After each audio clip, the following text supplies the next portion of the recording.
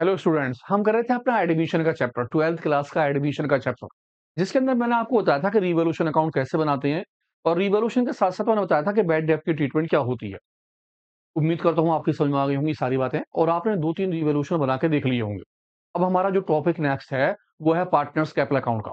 लेकिन partners capital account बनाने के लिए सबसे पहले हमें चाहिए कि हम अपना रिवॉल्यूशन अकाउंट अच्छी तरह कर लें, क्योंकि अगर आपका रिवॉल्यूशन अकाउंट अच्छा हो जाएगा तो समझ लीजिए पार्टनर्स कैपिटल अकाउंट भी बहुत बेहतरीन हो जाएगा। उसकी वजह क्या होगी? क्योंकि जब आप रिवॉल्यूशन अकाउंट बनाएंगे तो रिवॉल्यूशन का जो आंसर होगा वो पार्टनर्स कैपिटल अकाउंट में कन्वर्ट किया जाएगा। और आपका अगर रिवॉल्यूशन गलत होगा तो पार्टनर्स कैपिटल अकाउंट अपना आप ही गलत हो जाएगा। इसीलिए एक बार दोबारा से मैं आपको याद दिला रहा हूँ कि रिवॉल्यूशन अकाउंट कैसे बनाते हैं।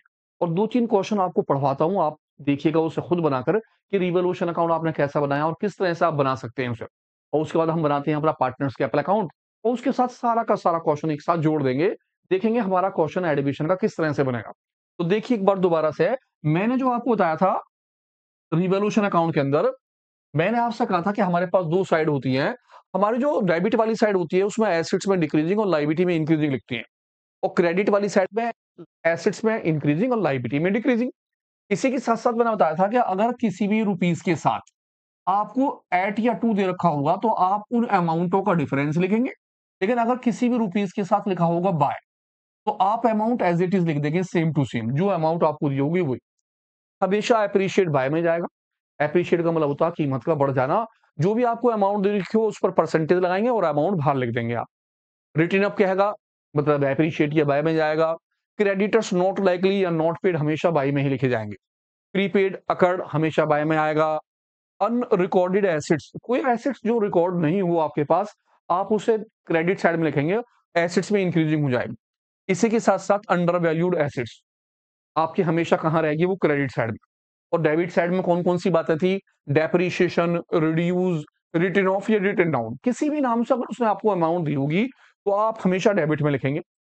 उस एसेट्स की कीमत मल्टीप्लाई परसेंटेज अपॉन 100 करके अमाउंट बाहर लिख लेंगे।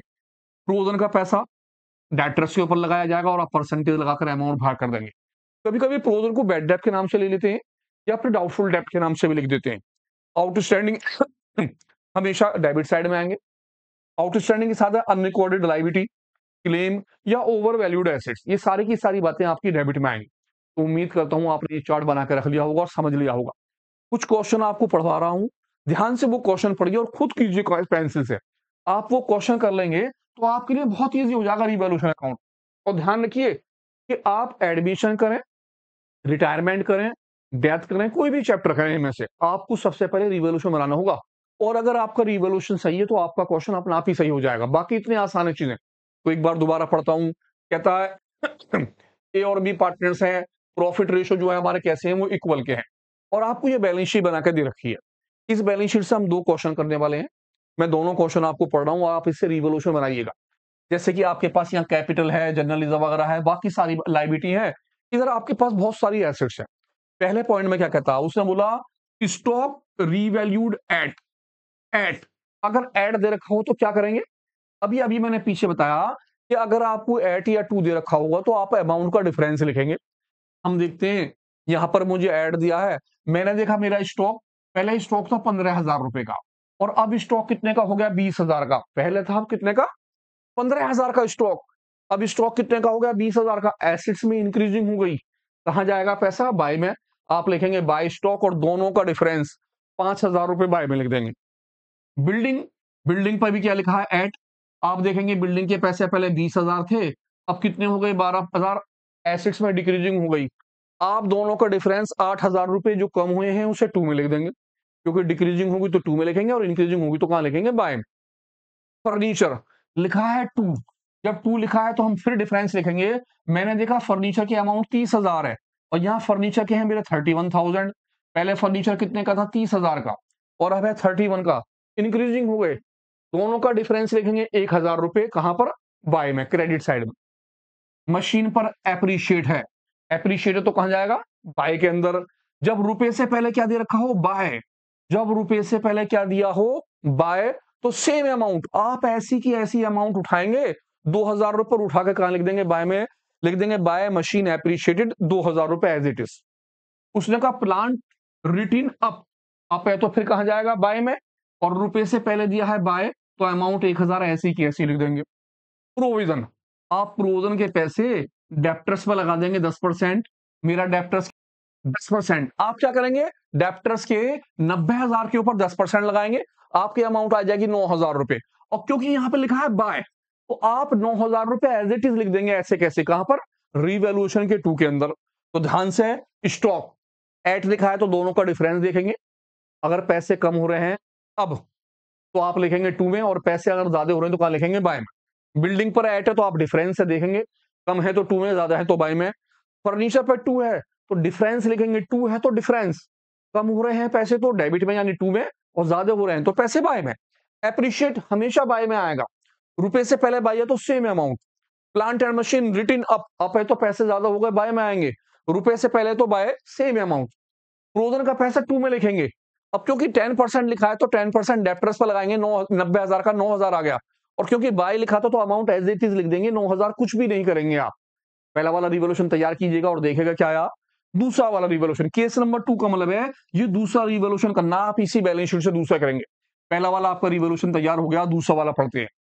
कहता है स्टॉक इज इंक्रीज्ड, इंक्रीज, पैसे ज्यादा हो गए, एसेट्स में इंक्रीजिंग हो गई, आप कहां लिखेंगे, बाय में। अब रुपए से पहले क्या लिखा है, 2, तो दोनों का क्या लिखेंगे, डिफरेंस। स्टॉक पहले थे 15,000 के, अब हो गए 17,000 के, 2,000 रुपए आप कहां लिखेंगे, बाय में। Building, building 2 is to be increased, increased by, increase है तो पैसा कहां लिखेंगे, बाय में। और रुपए से पहले क्या दे दिया, बाय, तो अमाउंट 1000 एज इट इज लिख देंगे। 2 है तो दोनों का डिफरेंस, अगर रुपए से पहले बाय है तो सेम अमाउंट, दोनों में इंक्रीजिंग था, हमेशा बाय में आनी है इंक्रीजिंग। फर्नीचर पे डिक्रीज, डिक्रीजिंग तो पैसा कहां लिखेंगे आप, 2 में, एसेट्स में डिक्रीजिंग हो गई। और रुपए से पहले क्या लिखा, एट, एट है तो दोनों का डिफरेंस देखेंगे। फर्नीचर पहले 30,000 का था, अब 25,000 का हो गया, 5,000 रुपए 2 में लिखेंगे। मशीन बाय, यानी कि इसे भी डिक्रीजिंग मानेंगे। और मशीन से पहले क्या लिखा है, बाय, बाय लिखा है तो हम 2 वाली साइड में एज इट इज मशीन के 2,000 रुपए लिख लेंगे। नेक्स्ट, प्रोविजन, प्रोविजन का पैसा, प्रोविजन, प्रोविजन तो अमाउंट कहां लिखेंगे, 2 में।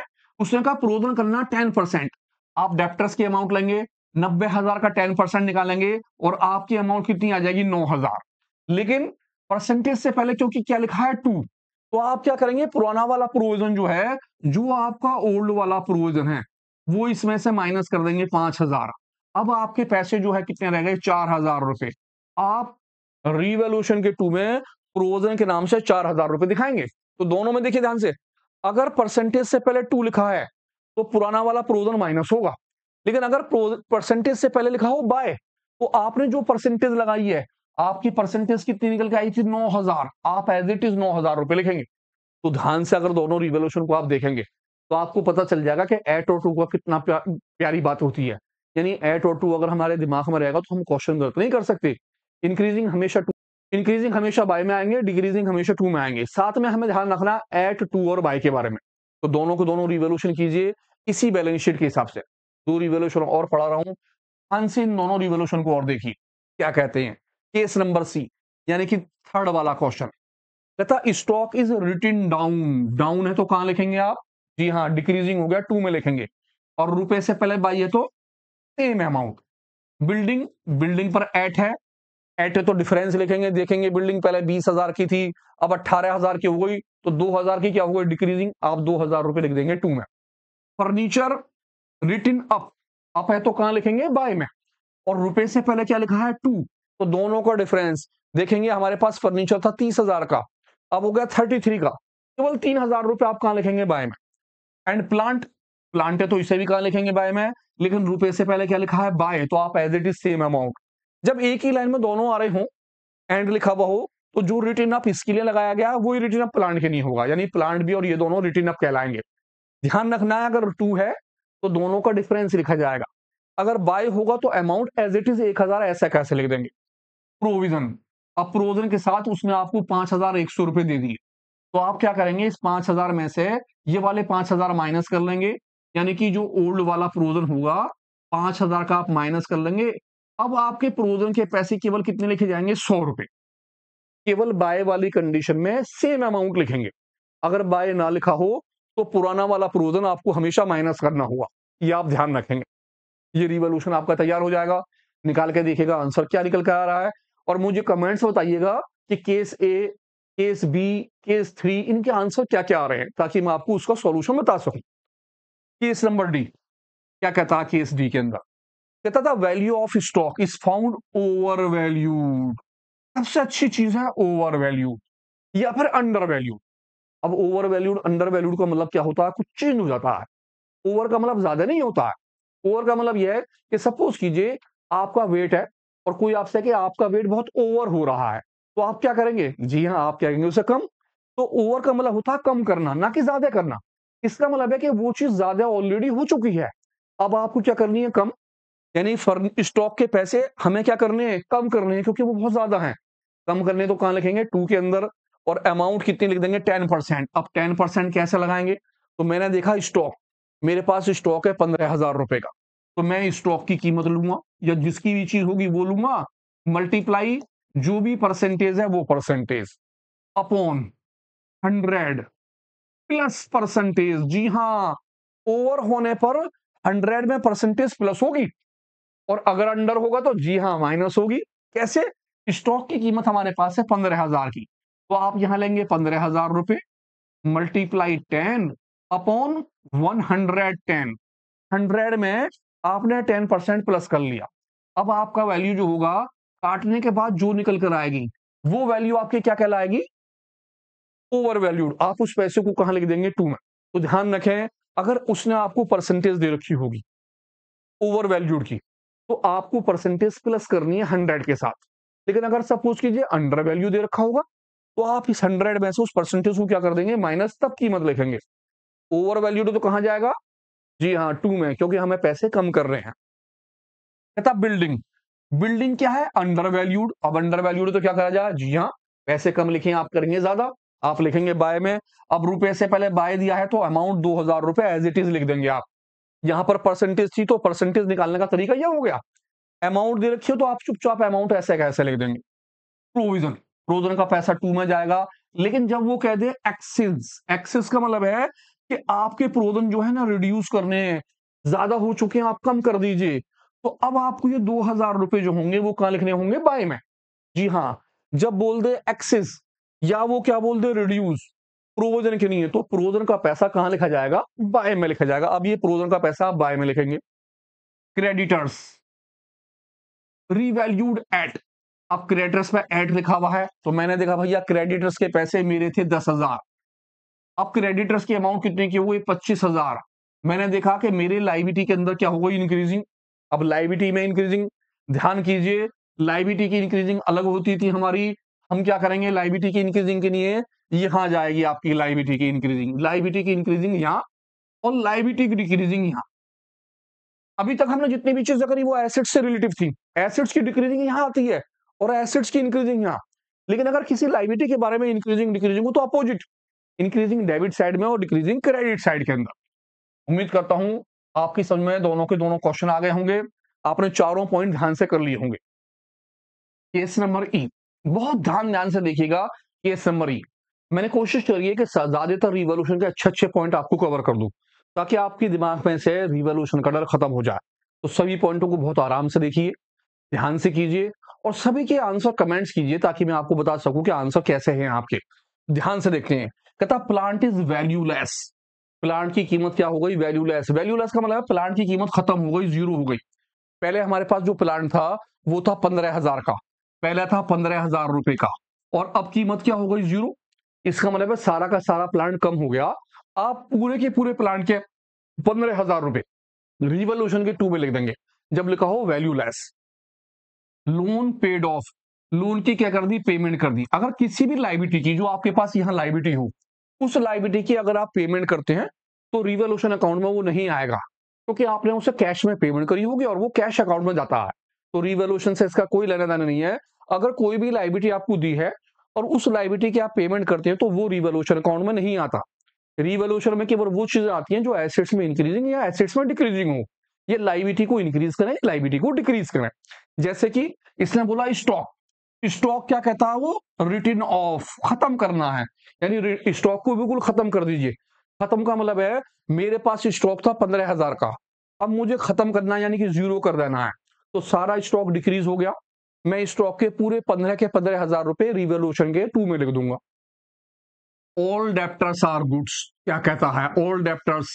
कभी कभी यहां लिखा जाता प्रोविजन इज नॉट रिक्वायर्ड या ऑल डेप्टर्स आर गुड। इसका मतलब है कि आपने जो प्रोविजन कर रखा है डेप्टर्स के नीचे जो आपका प्रोविजन है, प्रोविजन या बैड डेप्ट किसी भी नाम से हो, आपको ये प्रोविजन नहीं करना है।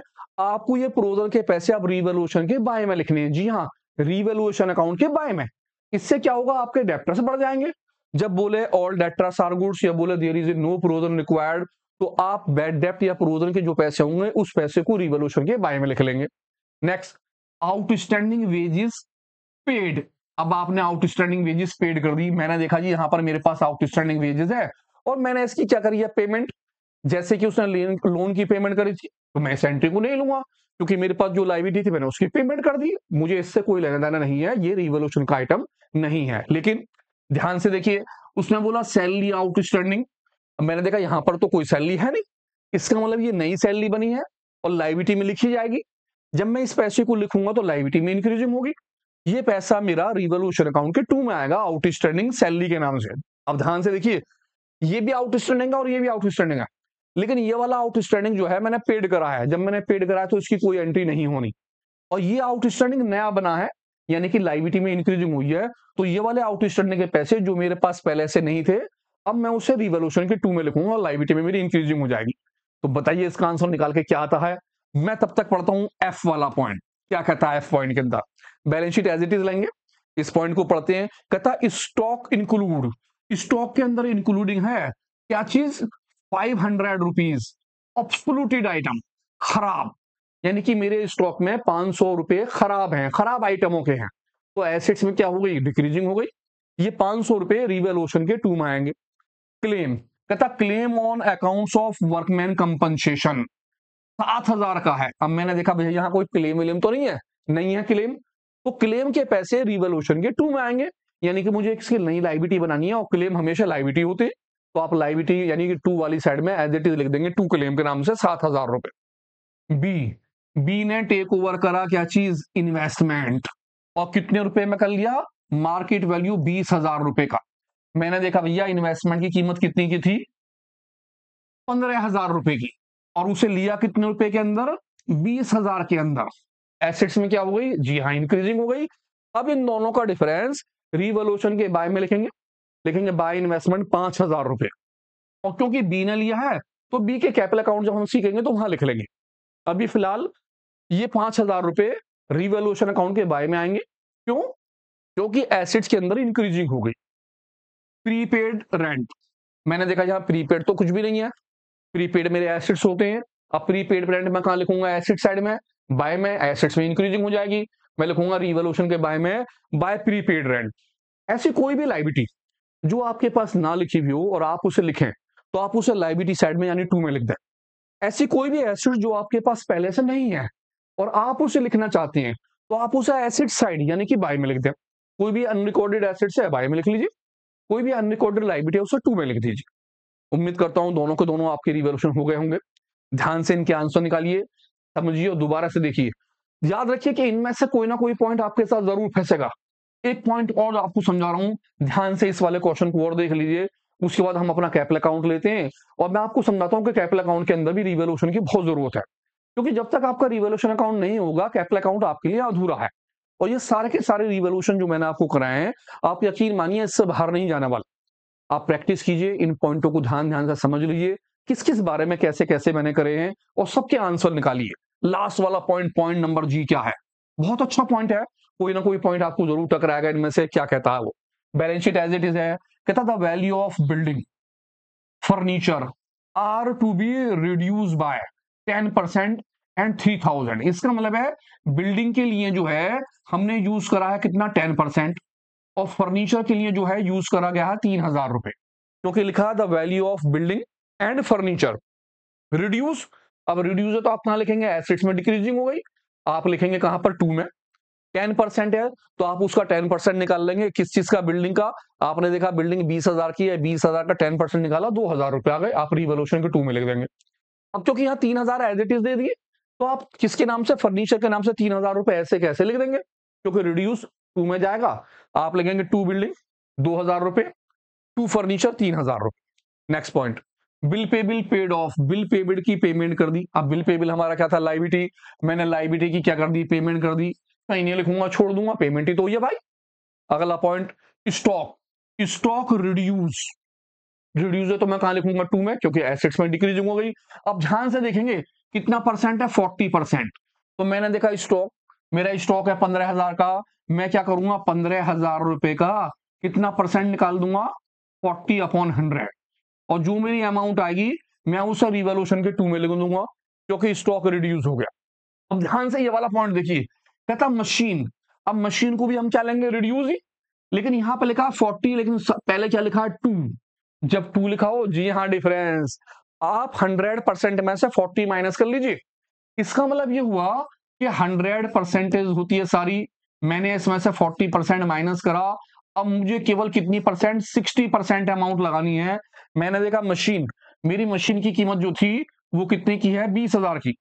मेरी मशीन की कीमत कितने की, 20,000 की। मैंने अमाउंट ली 20,000 रुपए की, और 20,000 पर मैं 60% लगाऊंगा। अब क्योंकि रिड्यूस है तो टू में लिखूंगा, ध्यान से रहे, 40% नहीं लगाएंगे, 60% लगाएंगे, क्योंकि यहां लिखा है टू और यहां लिखा था बाय। जब बाय है तो परसेंटेज एज इट इज लगेगी, ये कोई भी अमाउंट हो तो आप ऐसी की ऐसी लिख देंगे।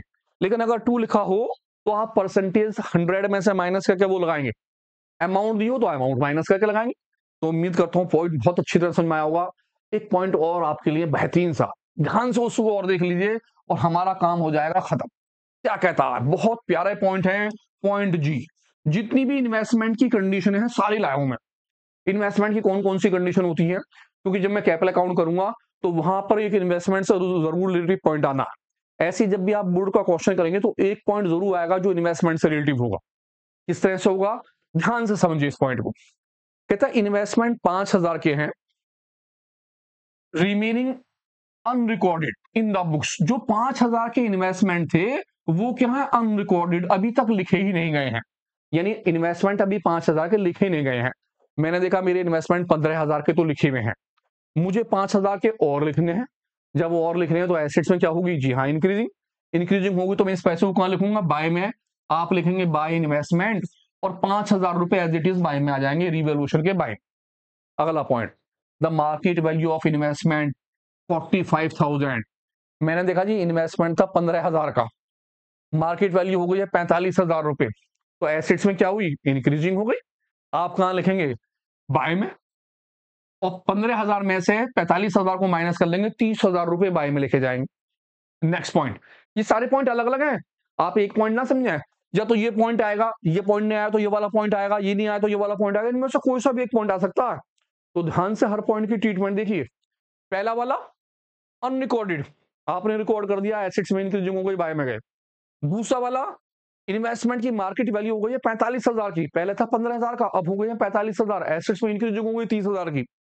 इन्वेस्टमेंट टेक ओवर करा हमारा, take in over by partners ए, और कितने में लिया, 17,000 में।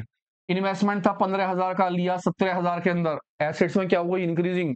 और रुपए से पहले लिखा एट, 2,000 रुपए कहां लिख देंगे, बाय में, एसेट्स में इंक्रीजिंग, बाय में लिख देंगे। और ये क्योंकि ए ने लिया है तो जब हम कैपिटल अकाउंट बनाएंगे तो वहां लिखेंगे। इन्वेस्टमेंट टेक ओवर करा इस बार किसने, बी ने, और कितने रुपए में कर लिया भैया, 12,000 रुपए के अंदर। अब देखा इन्वेस्टमेंट था 15,000 का, लिया 12,000 का, एसेट्स में डिक्रीजिंग हो गई, कहां लिखेंगे, टू में। अब क्योंकि टू है तो दोनों का डिफरेंस 3,000 रुपए इन्वेस्टमेंट के नाम से टू में लिख देंगे। यहां पर आ गया बाय में, और इस वाली कंडीशन में किस में आ गया, टू में, क्यों, क्योंकि पैसे कम हो गए। नेक्स्ट पॉइंट, इन्वेस्टमेंट 10,000 का, टेक ओवर करा 10,000 का इन्वेस्टमेंट जो है वो टेक ओवर करा ए और बी ने इक्वली। 10,000 का इन्वेस्टमेंट तो ए और बी ने ले लिया, ये हमारा कैपिटल अकाउंट में जाएगा, दोनों पार्टनर्स में हम बांट देंगे। अब आगे क्या कहता है, रिमेनिंग जो बाकी बचा हुआ था, मैंने कहा जी इन्वेस्टमेंट है सारा 15,000 का, 10,000 का तो ए और बी ने ले लिया। अब रिमेनिंग रह गया 5,000 रुपए का, कितने का रह गया, 5,000। अब उसकी कीमत कितने की हो गई, 8,000, यानी कि 5,000 वाले की कीमत अब 8,000 है। 10,000 तो चले गए, रिमेनिंग क्या रह गए, 15 में से 10 चले गए, रिमेनिंग रह गए 5,000। 5,000 की कीमत कितनी हो गई, 8, 3000 की इंक्रीजिंग हुई, कहाँ जाएंगे? जी हाँ, बिल्कुल सही, रीवैल्यूएशन के बाय में। अमाउंट कितनी की? केवल 3000 की। Next point, half of the investment, आधा इन्वेस्टमेंट, आधा इन्वेस्टमेंट टेक ओवर करा बी ने 10% प्रीमियम पे। प्रीमियम का मतलब होता है ज्यादा पर, 10% ज्यादा पे लिया। मैंने कहा जी इन्वेस्टमेंट है 15,000 का। अब आधा इन्वेस्टमेंट मैंने 15,000 में 2 का डिवाइड कर लिया, यानी कि 7,500। जो 7,500 का इन्वेस्टमेंट है वो 10% प्रीमियम पे, यानी कि 7,500 के अंदर मैं 10% प्रीमियम 750 रुपए और जोड़ दूंगा। तो एसेट्स में क्या होगा? इंक्रीजिंग। मैं इन दोनों पैसों में से 10% जो पैसा है केवल उस पैसे को बाय में लिखूंगा, क्योंकि इंक्रीजिंग कितनी हुई है? 10%। तो 7,500 का 10% निकालूंगा और वो पैसा कहां लिख दूंगा? रिवॉल्यूशन के बाय में। एंड रिमेनिंग बाकी जो था 7,500 का, उसकी कीमत कितनी की हो गई? 8,000 की। उस पर भी पैसे बढ़ गए। अब 7,500 था, आधा हो गया 8,000 का, यानी 500 रुपए यहां बढ़ गए। ये 500 रुपए भी रिवॉल्यूशन के कहां लिख दूंगा? बाय। अब रिवॉल्यूशन के बाय में दो अमाउंट गई, एक तो 10% 750 रुपए, एक इन दोनों का डिफरेंस कितने का? 500 रुपए का। 750 और 500, आप चाहें तो दोनों को जोड़ के लिख दें, आप चाहें तो दोनों को अलग अलग लिख दें। तो ध्यान से देखें, ये इन्वेस्टमेंट की कंडीशन जो होती हैं वो जरूर आ जाती हैं पेपर के अंदर। उम्मीद करता हूं आपकी समझ में रिवॉल्यूशन अकाउंट आ गया होगा और आपने पीछे भी करा होगा। अगर पीछे आपने कर लिया था और यहाँ पर भी आपकी खूब अच्छी तरह समझ में आ गया है, तो आपका कोई भी क्वेश्चन खराब नहीं जाएगा। ना तो एडमिशन का खराब जाएगा, ना रिटायरमेंट का खराब जाएगा, ना ही डेथ का। और साथ में आप चेंजिंग प्रॉफिट रेशियो भी साथ में कर लेंगे, क्योंकि इन सभी पे चैप्टरों के अंदर रिवॉल्यूशन अकाउंट आता है। तो आगे बढ़ते हैं, देखते हैं हमारा पार्टनर्स कैपिटल अकाउंट कैसा होता है। पार्टनर्स कैपिटल अकाउंट में कौन कौन सी बातें करते हैं, तो ध्यान से देखते हैं पार्टनर्स कैपिटल अकाउंट।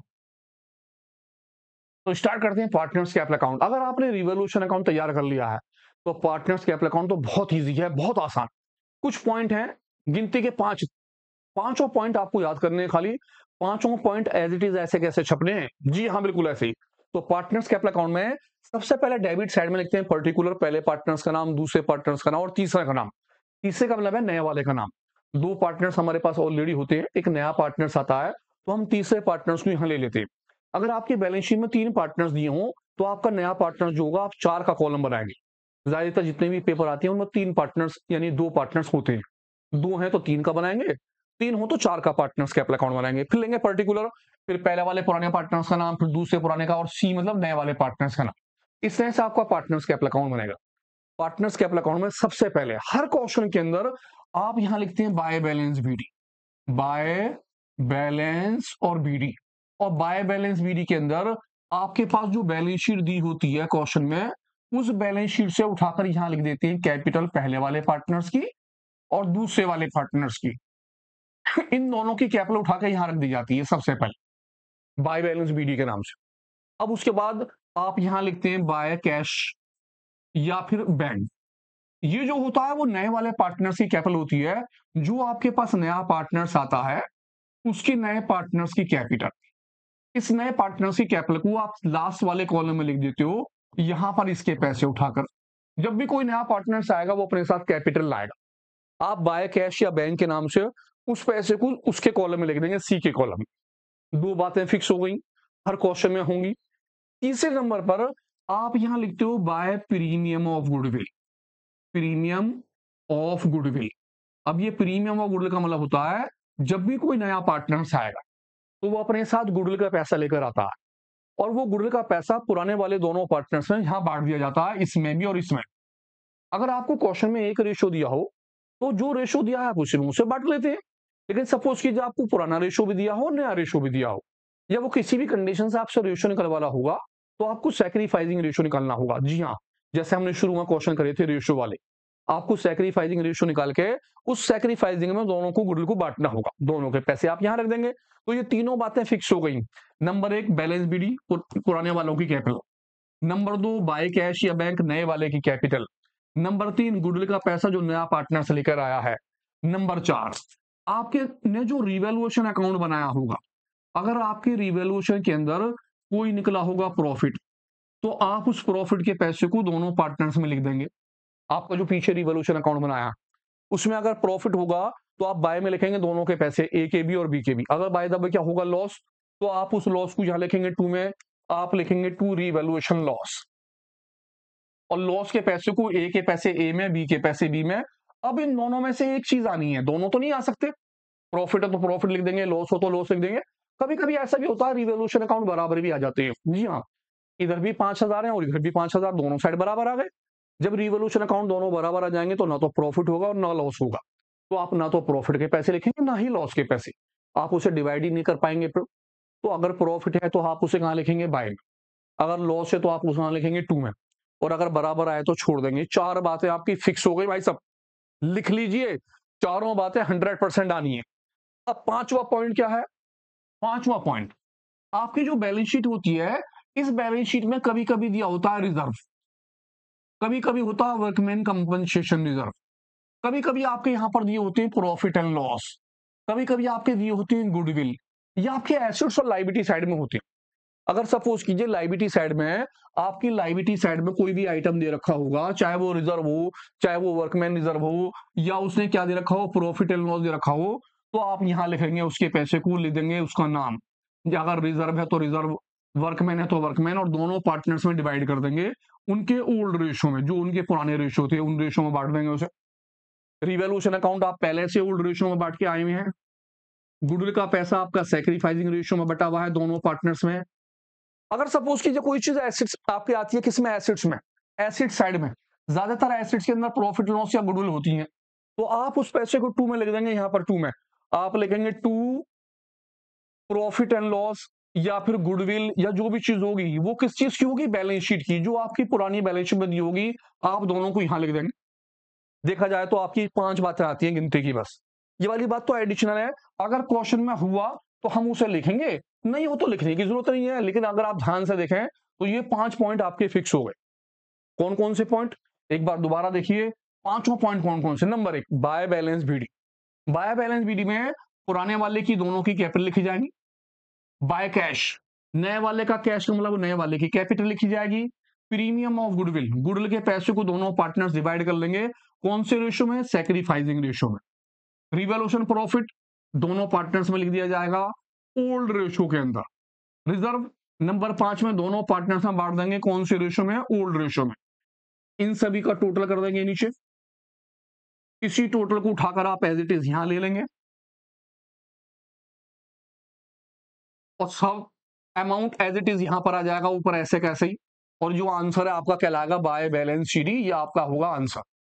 ध्यान से गिनती की 5 बातें, 5 बातों में सबसे पहला नाम जो होगा आपका क्या होगा, वो बाय बैलेंस बीडी, यानी कि पुरानी वाली कैपिटल जो हमेशा आपको बैलेंस शीट में मिलेगी। हर क्वेश्चन के बैलेंस शीट में आपके पास कैपिटल होगी। आप अपनी बैलेंस शीट में से अपने कैपिटल के पैसे को उठिए और दोनों पार्टनर्स में लिख दीजिए।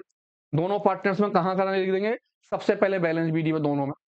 देन इसके बाद आ जाएंगे आप लिखेंगे बाय कैश। न्यू कैपिटल, जो नया वाले पार्टनर्स की कैपिटल होगी वो एडजस्टमेंट में होगी बैलेंस शीट के नीचे, जहां बैलेंस शीट खत्म होगी उसे हम एडजस्टमेंट बोलते हैं। आप वहां से कैपिटल का पैसा उठाइए और कैपिटल के पैसे को उठा के यहां रख दीजिए, ये आ गया आपका। आ जाते हैं तीसरे वाले नंबर पे, बाय प्रीमियम ऑफ गुडविल। नया पार्टनर जो है वो गुडविल का पैसा लाएगा और जिसे आप डिवाइड कर देंगे सैक्रिफाइसिंग रेशो में, और दोनों पार्टनर्स में गुडविल के पैसों को लिख दिया जाएगा। देन इसके बाद आप आ जाएंगे रिवैल्यूएशन प्रॉफिट या रिवैल्यूएशन का लॉस, जो आप पहला वाला अकाउंट बनाएंगे। इस कैपिटल अकाउंट से पहले रिवैल्यूएशन अकाउंट बनेगा, रिवैल्यूएशन अकाउंट बनने के बाद ही पार्टनर्स कैपिटल अकाउंट बनेगा। तो रिवैल्यूएशन का आंसर प्रॉफिट भी आ सकता है और लॉस भी आ सकता है। अगर प्रॉफिट है तो आप उसे बाय में लिखेंगे, क्रेडिट साइड में यानी, और लॉस हुआ तो आप उसे टू में लिखेंगे, यानी कि डेबिट साइड में। जैसे कि अभी मैंने आपको बताया था कि रिवैल्यूएशन का आपका प्रॉफिट अगर आ गया तो आप यहां लिखेंगे दोनों पार्टनर्स के अंदर, और लॉस है तो आप अपोजिट साइड उसे लिख देंगे। और सबसे लास्ट में आप कोई भी रिजर्व दे रखा हो, कोई भी फंड दे रखा हो, कोई भी वर्कमैन के नाम से चीज हो, कोई भी प्रॉफिट एंड लॉस हो, सस्पेंस हो, गुडविल दे रखा हो, ये सारे की सारी चीजें आपकी जो होती हैं वो ओल्ड बैलेंस शीट में होती हैं। ओल्ड बैलेंस शीट मींस जो बैलेंस शीट आपको बना के दी होगी क्वेश्चन में, उसके अंदर होती हैं। ये एसेट्स में भी हो सकती है, या लाइबिलिटी में भी। अगर वो लाइबिलिटी में दे रखा है, इनमें से कोई सा भी नाम, ये इतने सारे नाम है आप देख लीजिए, इनमें से कोई सा भी नाम अगर आपको बैलेंस शीट की लाइबिलिटी साइड में दिया है तो आप उसे बाय में, क्रेडिट साइड में लिख देंगे। कौन से रेशो में, ओल्ड रेशो में। अगर इनमें से कोई सा भी नाम आपको एसेट्स में दे रखा होगा तो आप उसे टू में यानी कि डेबिट साइड में लिख देंगे बस। ये 5 बातें आपको याद करनी है। तो उठाइए अपनी कॉपी और पेंसिल या आप स्क्रीनशॉट लीजिए सबसे पहले इस फॉर्मेट का। जब आपका ये फॉर्मेट क्लियर हो जाए तो फौरन आप इसका स्क्रीनशॉट लीजिए कि भैया ये 5 बातें हैं और देखिए 100% क्वेश्चन आपके हाथ में। छोटी-मोटी बातें हैं, 2-4 क्वेश्चन करेंगे हाथ में आ जाएँगे। रिवॉल्यूशन को हाथ में पकड़ लीजिए, चारों चैप्टरों में काम आना है। कैपिटल अकाउंट हर चैप्टर का साथ में चलता रहेगा, दोनों क्वेश्चन एक साथ बनेंगे। पहले रिवॉल्यूशन अकाउंट बनेगा, फिर पार्टनर्स कैपिटल अकाउंट। मैं आपको पढ़वाता हूँ कि क्वेश्चन होगा कैसे, किस तरह का क्वेश्चन आता है, किस तरह से हमें क्वेश्चन को सॉल्व करना होगा, क्या-क्या लैंग्वेज उसमें होगी और बैलेंस शीट कैसे होगी। तो स्टार्ट करते हैं क्वेश्चन के साथ। उम्मीद करता हूँ यहाँ तक आपकी समझ में आ गया होगा। इसके बाद कैश या बैंक अकाउंट बनता है। अब ये बनाया नहीं जाता। अब ज्यादातर पेपर के अंदर क्या आते हैं, रिवॉल्यूशन अकाउंट और कैपिटल अकाउंट। मैं बता रहा हूँ लेकिन अकाउंट कैपिटल अकाउंट बन जाता है तो कैश और बैंक अकाउंट आता है। उसके बाद आती है बैलेंस शीट। अब क्योंकि दोनों अकाउंट्स इस बार हमारे पास सिलेबस में नहीं है और हमें कैश अकाउंट्स को और बैलेंस शीट को नहीं बनाना, हमें केवल रिवॉल्यूशन अकाउंट और कैपिटल अकाउंट बनाना है। लेकिन छोटा सा वैसे आपको समझा रहा हूँ दिखाने के लिए कि कैश अकाउंट में केवल 3 चीजें आती हैं। सबसे पहले ओल्ड वाला कैश जो आपकी बैलेंस शीट में होता है, जो आपको बैलेंस शीट में दे रखा होगा, उस कैश को उठाकर यहां रख देंगे। सी जो नया पार्टनर्स होगा, जो अपनी नई वाली कैपिटल लाएगा, उस पैसे को उठाकर आप यहां रख देंगे। नया पार्टनर जो गुडविल का पैसा लाता है, हम उसे बोलते हैं प्रीमियम ऑफ गुडविल, उस अमाउंट को उठाकर यहां रख देंगे। केवल 3 चीजें, पुराना वाला कैश या बैंक, नया वाले की जो कैपिटल आएगी वो, और नए वाले की गुडविल। इस तरह से सारे पैसे मिलाकर हमारा कैश कहलाएगा। हम इसका टोटल कर देंगे, इसी टोटल को यहां रख देंगे और यही टोटल यहां आ जाएगा। ये हमारा कैश अकाउंट होगा। और सबसे लास्ट में बैलेंस शीट, सारी की सारी एसेट्स, लायबिलिटी, कैश, कैपिटल वगैरह सब इसके अंदर लिख दी जाती है और ये हमारी बैलेंस शीट बनती है। तो लास्ट में एक क्वेश्चन बैलेंस शीट और कैश अकाउंट भी सीखेंगे। पहले सबसे पहले रिवॉल्यूशन अकाउंट और कैपिटल अकाउंट देख लेते हैं कि हमारा पेपर में क्वेश्चन किस तरह से हुआ, हम किस तरह से उसे करेंगे। तो स्टार्ट करता हूँ छोटा सा क्वेश्चन। ध्यान से देखिए कि क्वेश्चन कैसे होगा। क्या कहता है क्वेश्चन में, कहता है given the balance sheet of A और बी। दो पार्टनर्स है हमारे पास, एक पार्टनर्स का नाम ए है और एक का नाम हमारा बी है। कहता पार्टनरशिप के हिसाब से 31/12/2023 के अंदर ए और बी का प्रॉफिट रेशो जो है वो कितने का, 2:3 का। हमारे पास जो रेशो है 2:1 का। अब 2:1 का रेशो दे रखा, आपको ध्यान रखना कि आपके पास जो ओल्ड रेशो है वो कितने का है, 2 का और 1 का। क्योंकि ज्यादातर सारी बातें हम इस रेशो में बांटेंगे। बैलेंस शीट आपको दे रखी होगी। जब आपको बैलेंस शीट दे रखी हो तो सबसे पहले देखिए कोई रिजर्व वगैरह तो नहीं है। मेरे पास रिजर्व हैगा। कौन से, वो चीजें जो 5वें नंबर पे थी। कोई रिजर्व, कोई वर्कमैन रिजर्व, कोई प्रॉफिट एंड लॉस, कोई गुडविल वगैरह, कोई सस्पेंस यहाँ एसेट्स में तो नहीं है, कोई लायबिलिटी में तो नहीं है, आप निशान लगा लें। दूसरा कैपिटल, आपको कैपिटल के पैसे लिखने हैं। अब दो चीजें तो आपकी देखिए बैलेंस शीट से आनी है। जैसे कैपिटल अकाउंट के अंदर 5 बातें लिखते थे हम। सबसे पहले बाय बैलेंस वीडी कैपिटल का पैसा, नए वाले की कैपिटल, नए वाले की गुडविल, रिवैल्यूएशन अकाउंट और रिजर्व। तो मैंने सबसे पहले देखा कैपिटल पैसा दे रखा, आप कैपिटल के पैसे पे टिक लगा लें कि कैपिटल के पैसे सबसे पहले लिखने हैं। जनरल रिजर्व को मुझे वहां डिवाइड करना है। अब मैं क्वेश्चन को नीचे से पढ़ता हूं क्या कहता है क्वेश्चन के अंदर। उसने बोला सी को हमने एडमिट करा और सी जो आया वो ब्रिंग कर रहा है हमारे पास 1 लाख रुपए किस चीज के, कैपिटल के। नए वाले की कैपिटल 1 लाख रुपए की है और 60,000 रुपए लाया हिज शेयर किस चीज के, गुडविल के पैसे। और ये नए वाले का शेयर है 1/4, 1/4 इन फ्यूचर उसका शेयर रहेगा। अभी वो 1 लाख रुपए कैपिटल के लेकर आया है और 60,000 किसके लाया, गुडविल के पैसे लाया है। Plant is to be appreciated by. अब यहां उसने बोला प्लांट एप्रिशिएट हो गया। इसका मतलब मेरे ये वाले पॉइंट जो हैं वो रिवैल्यूएशन के हैं। मुझे एसेट्स में इंक्रीजिंग डिक्रीजिंग देखनी है। याद कीजिए प्लांट के ऊपर एप्रिशिएट है, कहां लिखेंगे आप, जी हाँ बाय में। और रुपए से पहले अगर 2 दे रखा हो तो क्या करेंगे, जी हाँ डिफरेंस। बिल्डिंग, कहता बिल्डिंग पर भी एप्रिशिएट है। अब एप्रिशिएट है तो कहां जाएगा, बिल्कुल बाय में जाएगा। लेकिन अगर रुपए से पहले दे रखा हो बाय तो जी आप 10% लगाएंगे और एज इट इज अमाउंट लिख देंगे वहां। नेक्स्ट स्टॉक रिड्यूस, अब रिड्यूस है तो जी हाँ 2 में जाएगा। अब रुपए से पहले क्या लिखा है, बाय, तो क्या करें, सेम अमाउंट लिखें। प्रोविजन, प्रोविजन का पैसा 2 में जाएगा। आप बैड डेब्ट बोल दो या प्रोविजन बोल दो या डाउटफुल डेब्ट बोल दो। उसने बोला कितना परसेंट लगाना, 5%। तो मैं देखूंगा मेरे डेटर्स कितने के हैं भैया, 60,000 के। मैं 60,000 पे 5% लगाऊंगा और कहां लिखूंगा, G2 में। अब देखिए यहां से यहां तक आपका रिवॉल्यूशन का आइटम है, सारा का सारा रिवॉल्यूशन। और यहां से ऊपर से लेकर यहां तक की आपका जो है वो किस चीज में आ जाएगा, कैपिटल अकाउंट। तो जब तक रिवॉल्यूशन अकाउंट नहीं होगा कैपिटल अकाउंट नहीं हो पाएगा। तो मैं सबसे पहले रिवोल्यूशन अकाउंट बनाता हूँ, ध्यान से देखिए, फिर बनाता हूँ पार्टनर्स कैपिटल अकाउंट। किस तरह से बनेगा? रिवोल्यूशन अकाउंट मेरा तैयार है। रिवोल्यूशन अकाउंट में सबसे पहले मैंने लिखा पर्टिकुलर, फिर मैंने लिखा अमाउंट, फिर मैंने लिखा पर्टिकुलर, फिर लिखा मैंने amount.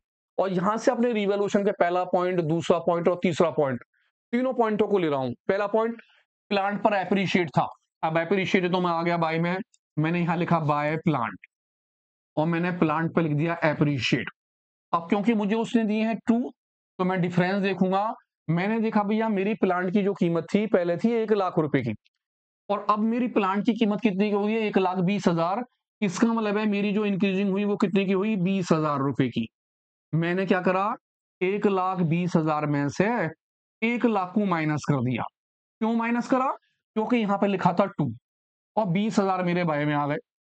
Next point building, building is appreciated by, appreciated तो मैं फिर बाय में आ गया, मैंने लिखा बाय बिल्डिंग और मैंने बिल्डिंग पे लिखा एप्रिशिएट। और क्योंकि मुझे दिया 10%, तो मैंने 10% लगाना है। मैंने देखा मेरी बिल्डिंग की अमाउंट कितने रुपए की है? 1,50,000 की। मैं आया, यहां लिखे मैंने 1,50,000 रुपए और 1,50,000 के ऊपर मैंने 10% निकाल ली। जब मैं 10% निकालूंगा तो 2 जीरो से मेरी 2 जीरो कट जाएंगी और मेरी अमाउंट आ गई 15,000 की, यानी कि मेरा जो बिल्डिंग पे एप्रिशिएट आया वो 15,000 का आ गया। नेक्स्ट पॉइंट, स्टॉक पर क्या है? रिड्यूस, रिड्यूस है तो मैं 2 में आ गया। एसेट्स में डिक्रीजिंग हो गई, मैं लिखा स्टॉक, स्टॉक रिड्यूस, रिड्यूस है तो एसेट्स में डिक्रीजिंग हो गई और मैंने रिड्यूस लिखा क्योंकि लिखा था रुपए से पहले बाय, तो मैंने अमाउंट एज इट इज ले ली 3,000 रुपए की। 3,000 मेरे एज इट इज कहां आ गए? 2 में। और लास्ट पॉइंट है मेरा प्रोविजन, और प्रोविजन जो लगाना है मुझे कितना परसेंट लगाना? 5% डेप्टर्स के ऊपर। प्रोविजन के पैसे मैंने 2 में लिखे, लिखा 2 प्रोविजन, और प्रोविजन के पैसे मैं 5% लगा दूंगा डेप्टर्स के ऊपर। मैंने देखा मेरे डेप्टर्स की अमाउंट जो है कितने की है? वो 60,000 रुपए की। तो मैंने 60,000 के ऊपर 5% लगा दिया। 60,000 मल्टीप्लाई 5/100, और मेरे 60,000 में से 2 जीरो से 2 जीरो कट गई और मेरी अमाउंट आ गई 3,000 रुपए की। इस तरह से मेरी रिवोल्यूशन के सारे आइटम आ गए। बैलेंस निकाल लूंगा और इसे रेशियो में डिवाइड कर लूंगा। मैंने बैलेंस बंद करा, ये देखा कि मेरी कौन सी साइड का टोटल ज्यादा है, क्रेडिट साइड का टोटल ज्यादा है या डेबिट का? तो डेबिट के तो कुल 6,000 है, क्रेडिट के 20,000 और 15,000 है। मैंने इन दोनों का टोटल करा, मेरा टोटल निकल के आया 35,000। इसी 35,000 को मैंने अपोजिट साइड रख दिया, 35,000, और 35,000 से 6,000 कर दिए माइनस, और मेरा आंसर आ गया 29,000।